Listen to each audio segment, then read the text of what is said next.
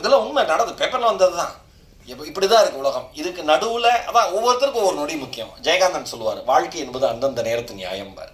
அவனுக்கு அது நியாயமாக இருக்கும் பார். கொலை பண்ணுறதும் கொலை பண்ணுறது நியாயமாக இருக்கும், கொள்ளையடிக்கிறவங்க கொள்ளையடிக்கிற நியாயமாக இருக்கும். ஏதோ உண்மையான நியாயம்னு ஒன்று இருக்குல்ல, அதுதான் இந்த படத்தில் சொல்லப்பட்டிருக்கு. அதுக்கு என்னுடைய மன நிறைந்த வாழ்த்துக்கள்.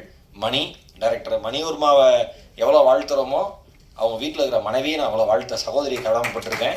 இங்கே இருக்கிற எல்லா ஆர்டிஸ்ட்டுக்குமே அவங்க வீடுகள் செய்த தியாகங்கிறது கொஞ்சம் நெஞ்சம் கிடையாது. இன்க்ளூடிங் தமன், அவங்க அம்மா அப்பா தம்பி எல்லாருமே கொஞ்சம் நெஞ்சம் கிடையாது. ஏதோ இறையர் உள்ள மிகப்பெரிய ஆளுமைகள் படத்தில் நடித்தாங்க. இறையர் உள்ள அழகரனை வந்து அந்த படத்தை ப்ரொடியூஸ் பண்ண ஒத்துக்கிட்டாரு. இறையர் உள்ள தனஞ்சயன் சார் அதை எடுத்தார். நல்ல டீமு.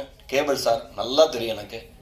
எல்லாமே வந்து சேர்ந்து வந்திருக்கு. உங்களுடைய அன்பும் ஆசீர்வாதம் மட்டும்தான்.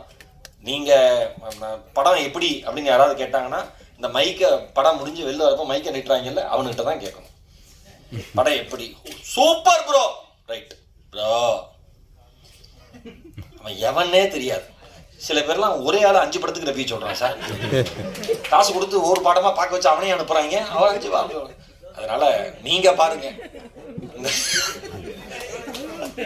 அண்ணன் சிரிக்கிறாரு. நீங்க பாருங்க. நான் மக்களுக்கு சொல்றது தான். நீங்க பாருங்க, நீங்க முடிவு பண்ணுங்க. உங்களுடைய சிந்தனைய, உங்களுடைய ரசனைய இந்த உலகத்துல இன்னொருத்த முடிவு செய்யற வரைக்கும் இந்த வாழ்க்கை நமக்கானது கிடையாது. நம் சிந்தனையை, நம் ரசனையை நாம் தான் முடிவு செய்யணும். ஆரிபுரோ அழகா பேசிட்டு, அவர் சிந்தனைக்கு பெரிய ரசிகன் நான். அவர் ஒரு நல்ல ஹியூமன் பீயிங், அருமையான மனிதர். அவர் அழகா சொன்னாரு. இன்னைக்கு படத்தோட இந்த விழாவோட கதாநாயகன், படத்தோட கதாநாயகன் தமன்குமார், விழாவோட கதாநாயகன் நம்ம நீட்டப்பட்ட அனிருத்.